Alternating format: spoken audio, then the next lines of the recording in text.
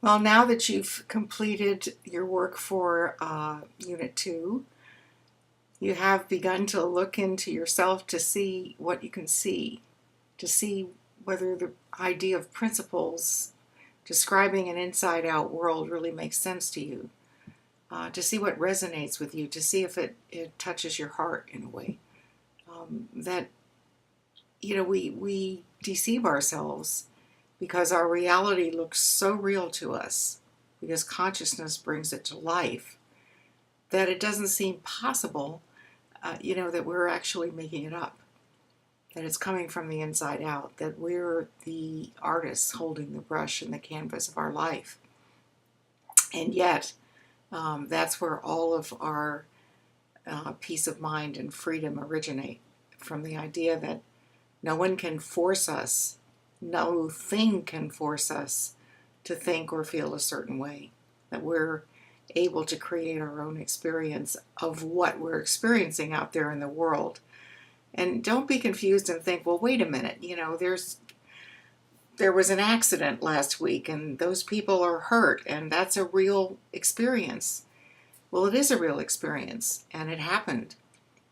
But each one of the people who's involved in a real experience, be it good or bad, sees it their own particular way, sees it through their own eyes, sees it through the filter of their own thinking, of their own state of mind, of their own ability to create of that experience what it means to them. And that is mysterious to people because, as I say, our own particular personal reality looks really real to us.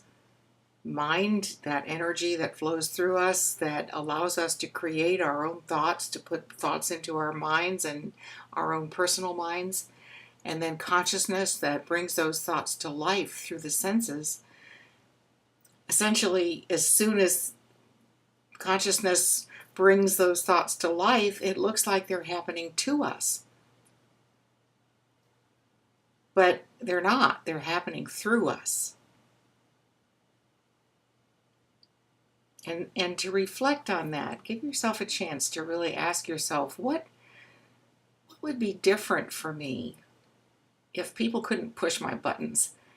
If life couldn't get me down, if an angry boss couldn't ruin my day, if a disappointment didn't break my heart, if I could really keep my bearings through all of life's difficulties and travails. I had experience of this just recently. My daughter and my son-in-law were planning a trip overseas, and they had valid passports and they had their tickets and they had everything all set, and they went to the airport and they were told, oh yes, your passports are valid, but under the new rules now, because they're going to expire within 3 months, you can't travel. So there they were with, what appeared to them to be a perfectly valid passport. They were only going to be gone for a week. So well within those 3 months, they would have long since returned, long before their passports expired.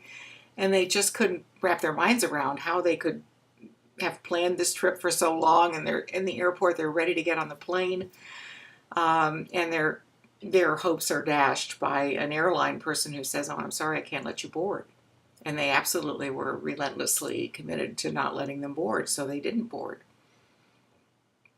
Now, in that circumstance, you would think, well, people would be angry, they would be,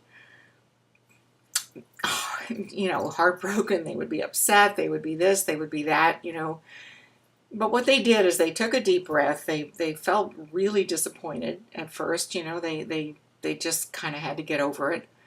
Because when the incident first happened, they had to accept responsibility for it. That it's in the rules. If you go to the State Department website and read about overseas travel, you see that the rules have changed and it's very clearly expressed. They didn't do that because they never thought to do that. It wasn't their fault, but on the other hand, it wasn't anybody else's fault either. It's just the way it is. So they had about an hour where they complained and were a little bit upset. They'd never yelled at the people from the airline or anything, because what was the point? They were just doing their jobs. They couldn't change the rules because the rules didn't come from the airline.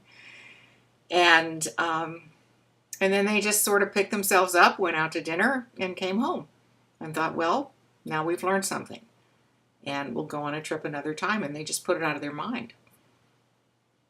And really, within a few hours, it was like it had never happened. Now, that's a choice. That's a person using their own thinking to make of experience what makes sense to them, to keep their peace of mind, to use their thinking on their own behalf, to create a nicer experience of even a bad experience from the inside out.